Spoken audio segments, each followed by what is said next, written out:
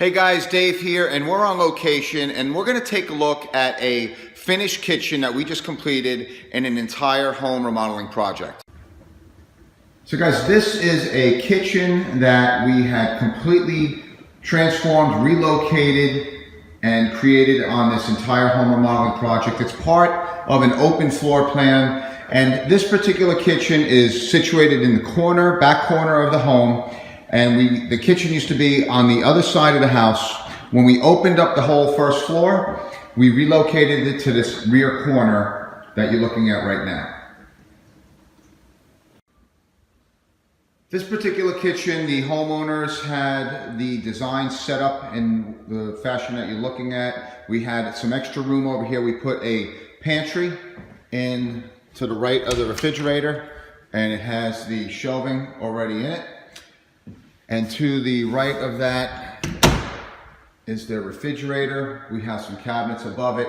And as we make our way over, we have beautiful cabinetry. As you turn the corner there, the inside corner, we have the built-in microwave, the exhaust with the range.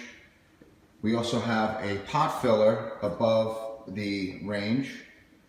And as we turn over there to the corner, in the rear wall, we have the farm sink with the dishwasher, which is currently being tested for leaks. So as we look over here, we have a full island. It's an eat-in island with the pendant lights above it. And here it's plenty of cabinets, drawers, and we also have a little wine fridge. Over here you can see where the chairs are gonna go. And it's just a great open space looking out into their family room. Okay guys, this is a pot filler, and it is situated right above the range.